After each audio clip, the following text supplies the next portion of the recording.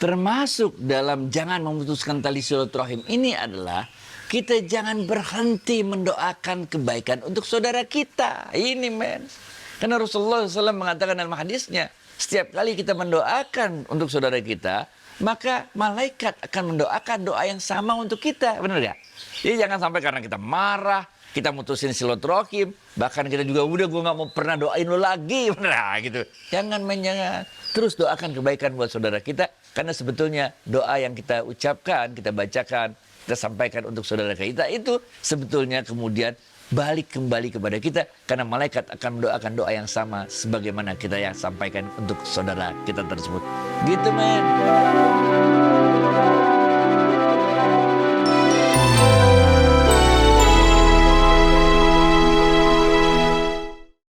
Assalamualaikum warahmatullahi wabarakatuh, sahabat Smart Skill School. Semoga kita selalu dalam lindungan Allah Subhanahu wa Ta'ala. Amin. Sahabat, semoga kita semua sehat-sehat selalu ya. Udah mulai ada virus yang masuk lagi ke Indonesia. Gak tau lah, kita sabar aja. Yuk kita langsung sapa Ustadz kita, Ustadz Adi Warman Azwar Karim.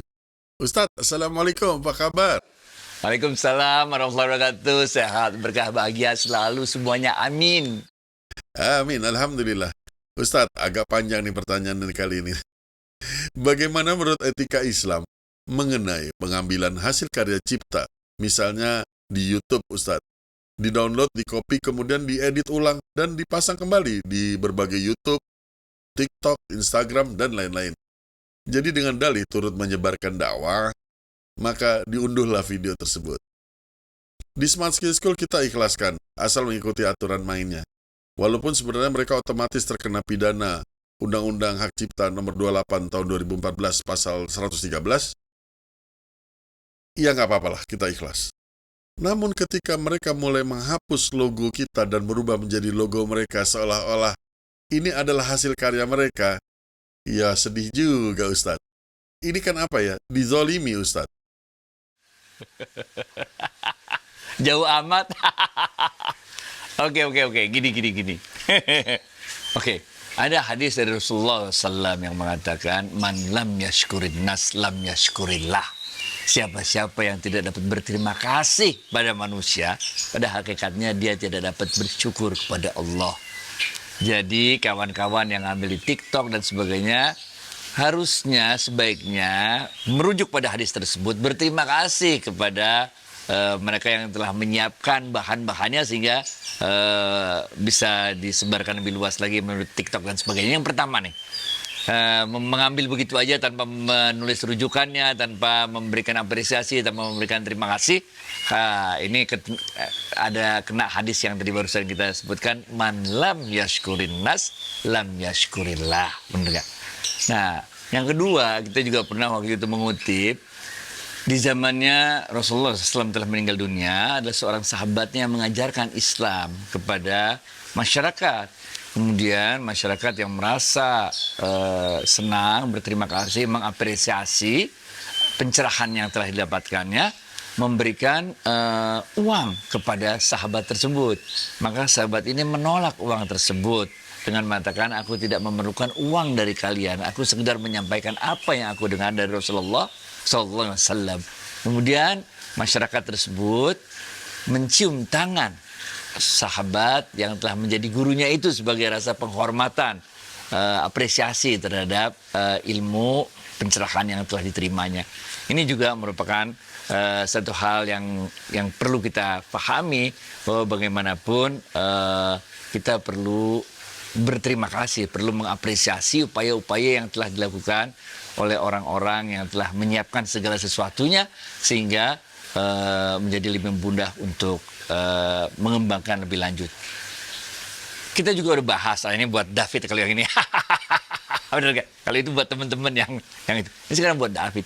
Memang di dalam Islam, kita udah pernah bahas juga ini. Ini adanya di dalam kitabnya Syekh Nawawi Al-Bantani. Ada 3 tingkat keikhlasan. Tingkat ikhlas yang pertama adalah ketika kita melakukan suatu kebaikan, kita mengharapkan Allah membahasnya sekarang di dunia, benar gak? Kita emang nggak mau ria, nggak mau dipuji orang, bukan mau dipuji, tapi paling nggak jangan diabaikan gitu aja dong, benar gak? Ya kan? Jadi ini yang pertama nih, tingkatan ikhlas yang pertama. Ketika kita melakukan suatu amal kebaikan, kita mengharapkan Allah membalasnya di dunia. Yang kedua adalah, ini yang pertama ini juga disebut sebagai keikhlasan kayak orang dagang, benar gak? Gua kan udah begini, makanya begitu dong. Kalian udah begini, jangan gitu dong, benar gak? Nah itu yang membuat ketika harapan kita tidak tercapai, maka timbullah kita kekecewaan di dalam hati kita. Yang kedua adalah tingkat ikhlas yang ketika kita melakukan sesuatu amal soleh, kita tidak mengharapkan balasan dari Allah di dunia, tapi kita mengharapkan balasan dari Allah di akhirat. Dan yang ketiga, yang paling tinggi adalah ketika kita melakukan suatu amal soleh, kita tidak mengharapkan Allah membalasnya di dunia, bahkan kita juga tidak mengharapkan Allah membalasnya di akhirat. Kita cuma mengharapkan satu hal aja, keridhaan Allah. Karena kalau Allah ridho sama kita, dunia dapat, akhirat dapat, paling top banget dah. Gini deh. Boleh gak? 7 nasihat. Gini aja deh. 7 nasihat dari Sayyidina Ali bin Abi Thalib kalau engkau mau hidup bahagia. Ini aja deh, bener gak? Ya, 7 nasihat Sayyidina Ali bin Abi Thalib kalau kita mau hidup bahagia. Yang pertama, kata Sayyidina Ali bin Abi Thalib radhiyallahu anhu, jangan kita membenci orang walaupun hak kita diambil. Iya, bener gak? Udah jangan benci sama orang walaupun hak kita diambil. Nah, kenapa demikian? Nah, ini men. Yang pertama, kalaupun hak kita diambil, bener gak? Rezeki udah ditakar, gak bakal ketukar, bener gak? Ntar Allah akan kasih gantinya yang lebih baik, bener gak? Sedangkan kalau kita membenci orang tersebut yang mengambil hak kita, bener gak? Maka Rasulullah SAW mengingatkan, ini disampaikan oleh Abu Hurairah, benar gak? Bahwa setiap hari Senin dan Kamis, pintu-pintu surga itu dibuka. Kemudian Allah memerintahkan kepada para malaikatnya, ampunilah semua hamba-hambaku kecuali yang berbuat syirik.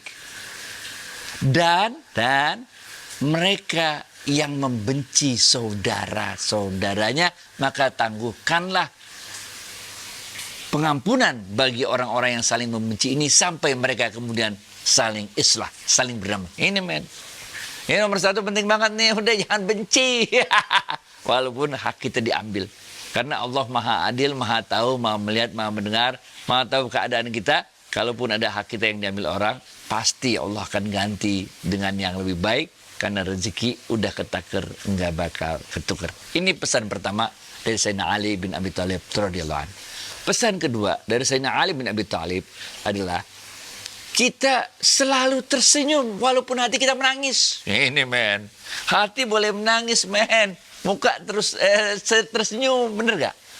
Karena kalau kita mukanya juga nangis, hati nangis, orang nggak mau deket sama kita, bener gak? Sekali dia merasa terjebak dengerin kita curhat, nangis. Lain kali kita minta waktu, dia nggak mau ngasih waktu lagi sama kita, bener gak? Karena orangnya nggak asik, bener gak? Dalam hadis yang diriwayatkan oleh ini Abu Dzar Al-Ghifari. Nah ini jalurnya Abu Dzar Al-Ghifari radhiyallahu anhu. Rasulullah SAW mengatakan, sungguh senyummu itu adalah sedekah. Itu. Ini nasihatnya Sayyidina Ali. Yang kedua, teruslah tersenyum walaupun hatimu menangis. Nah, urusan nangis ntar malam-malam kita sama Allah, kita tahajud, kita ngadu sama Allah dah. Urusan yang sedih-sedih kita ngadu sama Allah. Kalau urusan sedih-sedih ngadu sama manusia, lah. Manusia dia juga lagi pening, bener gak? Ini orang nama-namain pikiran gue aja, bener gak? Ah, ini, bener gak? Nasihat ketiga dari Sayyidina Ali bin Abi Thalib radhiyallahu anhu. Jangan bersedih walaupun kita sedang dilanda banyak masalah. Ngapain sedih? Padahal keadaan kita lagi dilanda masalah itu sudah tertulis dalam Lauhul Mahfuz. Benar gak? Keadaan bahwa kita itu lagi mengalami keadaan kesulitan, banyak masalah, itu adalah dengan izinnya Allah. Dan udah ketulis di Lauhul Mahfuz sebelum kita lahir. Udah ada. Udah. Jadi ngapain kita sedih? Sedih juga nggak bisa ngerubah masalah, benar gak? Nah, benar gak? Nah, oleh karena itu, ini ada, ini nanti David pasang nih. At-Taubah ayat 40. Nah, wala tahinu wala tahzanu innallaha ma'ana. Jangan sedih, jangan risau, jangan was-was. Nah, benar gak? Sungguh Allah itu bersama kita. Allah itu selalu memahami keadaan kita. Kalau kita sedih, emang kita doang yang tahu kita sedih. Allah juga tahu kita sedih, benar gak? Dan itu memang sesuatu skenario yang harus kita jalani dalam hidup ini. Karena Allah sedang menguji keimanan kita untuk menaik kepada tingkat yang lebih tinggi. Oke. Yang berikutnya adalah nomor 4, hiduplah sederhana walaupun engkau dalam keadaan serba ada. Wih, ini men. Kita bisa kaya raya, kita bisa punya bisnis luar biasa hebatnya, duit melimpah ruah, tapi hidup sederhana aja, men. Benar nggak? Kenapa hidup sederhana aja? Karena suatu saat bisa jadi kita kehilangan semua harta yang diberikan Allah, dititipkan Allah kepada kita. Nah, kalau kita udah biasa hidup mewah, kemudian diambil harta itu oleh Allah, nanti kita jadi kagok. Benar nggak? Ingat nggak kisahnya Nabi Ayub alaihissalam? Yang begitu hebatnya, semua melimpah ruah, harganya sukses, kemudian diambil oleh Allah satu persatu. Itu kalau beliau itu nggak siap mentalnya, benar nggak? Nggak biasa hidup sederhana. Oh, kan bisa kayak post power syndrome, kayak orang kaya yang kehilangan seluruh kekayaannya. Jadi yang nomor 4 ini kita harus selalu bersyukur. Nah, benar nggak? Nah, karena dengan hidup yang sederhana ini, walaupun kita punya serba ada, apa-apa juga kita punya, segala berkecukupan, tapi kita harus hidup sederhana. Karena sebetulnya yang kita butuhkan dalam hidup ini, ya makan 2 kali sehari, plus sarapan, benar nggak? Baju ya ini juga lah, seberapalah kita, benar nggak? Pesan kelima dari Sayyidina Ali bin Abi Thalib adalah jangan pernah memutus tali silaturahim walaupun engkau sangat marah kepada saudaramu. Ini men. Kita bisa marah, bisa sebel, apalagi kalau saudara kita itu benar gak? Kita udah percaya benar sama dia. Kita udah memberikan kepercayaan yang luar biasa, udah kita anggap sebagai bagian dari kita. Tahu kita dikhianati, tahu kita ditusuk dari belakang. Benar gak? Benar gak? Itu sebabnya kadang-kadang suami istri apa-apa itu kadang-kadang marahnya seubun-ubun karena kan suami istri, jadi udah merasa sebagai satu kesatuan. Nah, kalau dikhianati makanya sakitnya luar biasa, benar gak? Nah, tapi Sayyidina Ali bin Abi Thalib mengatakan jangan pernah ini memutuskan tali silaturahim walaupun engkau sangat marah kepada saudaramu. Benar. Marah itu sifatnya temporer. Kita nggak mungkin marah terus-menerus, capek, marah terus-menerus bisa darah tinggi. Hidup kita nggak bakal happy. Nah, karena marah itu sifatnya temporer, sifatnya sementara, maka ya udahlah. Benar ya? Jangan sampai yang sifatnya sementara memutus sesuatu yang sifatnya jangka panjang, yang langgeng. Apalagi kalau kita bersaudara, adik kakak, bersaudara ini apa segala macam. Jangan. Teman tetangga udah dari kecil bareng-bareng gede, bener gak? Lalu gara-gara kita marah sesaat itu kita putuskan tali silaturahim. Ini nggak boleh. Oke? Yang keenam, Sayyidina Ali bin Abi Thalib mengatakan teruslah berbuat kebaikan walaupun kita sedang ditimpa banyak musibah. Kalau kita ditimpa banyak musibah, lalu kita merenung, lalu kita mikirin why this happened to me, mengapa Allah berikan ini padaku, segala macam. Yang nggak maju, kita nggak move on hidup kita, benar nggak? Karena kita sibuk meratapi musibah yang kita terima. Sayyidina Ali bin Abi Thalib mengatakan kalau kita dapat musibah, lakukan terus kebaikan. Karena kalau kita lakukan kebaikan, maka hal jazaul ihsan illal ihsan. Allah akan membalas kebaikan yang kita lakukan itu dengan kebaikan pula. Sehingga kita dapat energi baru, energi kebaikan dari Allah. Kita lakuin kebaikan, dapat energi kebaikan lagi dari Allah. Lakukan kebaikan, dapat energi baru lagi dari Allah. Benar gak? Sehingga musibah yang kita terima itu akhirnya terasa kecil. Karena setiap kita dapat musibah, misalnya musibah segede gini, tapi kita lakukan kebaikan, dapat energi baru dari Allah. Lakukan kebaikan terus, akhirnya musibah itu terasa sangat ringan, terasa sangat kecil bagi kita. Karena kita dilimpahi dengan berbagai kebaikan oleh Allah. Kenapa dilimpahi berbagai kebaikan? Karena kebaikan yang kita lakukan itu sendiri. Oke? Ini adalah pesan ke-6 dari Sayyidina Ali bin Abi Thalib radhiyallahu. Pesan ke-7, ini yang terakhir, pesan ke-7 dari Sayyidina Ali bin Abi Thalib. Apa kata Sayyidina Ali bin Abi Thalib? Banyaklah memberi walaupun keadaan sedang sempit. Nah, ini. Udah jelas kita sempit. Kan kita mau lapang. Gimana caranya lapang? Kasih orang. Karena kalau kita kasih Allah, Allah akan ganti dengan yang lebih baik. Benar. Daripada udahlah sempit, ente sibuk aja ngitung bagaimana hidup sampai akhir tahun. Hidup bagaimana bayar kontrakan, hidup segala macam. Pusing aja mikirin, benar gak? Lah daripada pusing aja mikirin nggak ada jalan keluar juga, mendingan banyak memberi walaupun keadaan lagi sempit. Ini yang dalam episode yang keberapa lupa lah. Imam Syafi'i radhiyallahu anhu mengatakan 3 hal yang paling berat dilakukan oleh manusia. Ini emang berat. Yang berat. Yang pertama adalah memberi ketika keadaan kita lagi sempit. Persis kan? Kayak Sayyidina Ali bin Abi Thalib, Imam Syafi'i radhiyallahu anhu kan. Yang kedua adalah kita menjaga untuk tidak melakukan maksiat walaupun lagi sendiri. Yang berat, bos, berat.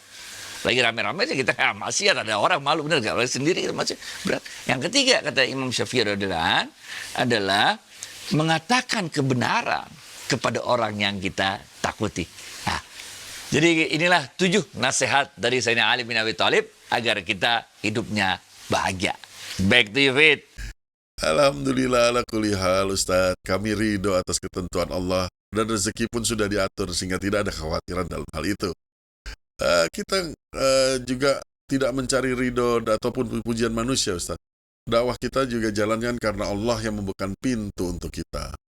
Dan terima kasih untuk pelajaran-pelajaran tentang tahapan ikhlas yang lebih tinggi lagi, Ustaz. Insya Allah kami akan belajar lagi. Baik, sekarang ada pertanyaan dari sahabat mengenai dikala sempit itu diusahakan untuk tetap berbagi. Dan sahabatnya bertanya, bagaimana caranya dia dalam keadaan sempit. Namun saudara-saudaranya itu lebih sulit lagi dari beliau dan memohon bantuannya pada sahabat kita ini. Dia itu sudah gak punya apa-apa yang bisa dia berikan, hingga kadang sahabat ini hanya bisa menangis memikirkan nasib saudara-saudaranya. Gimana tuh, Ustaz? Kita ini balik ke teori yang paling dasar. Rezeki itu bukan sekedar uang. Memberi itu bukan sekedar memberi uang. Orang miskin mempunyai banyak rezeki yang bisa diberikan pada orang kaya. Bukan dalam bentuk uang. Kita bisa memberikan doa. Kita bisa memberikan nasihat. Kita bisa memberikan muka manis. Kita bisa memberikan banyak hal. Bahkan kadang-kadang cuma sekedar mendampingi. Nggak ngomong aja, diem aja. Salah di sebelah aja. Kadang-kadang temenin gue jalan dong. Naik mobil. Bener gak? Si orang kaya naik mobil. Sepanjang jalan dia diem sama diem.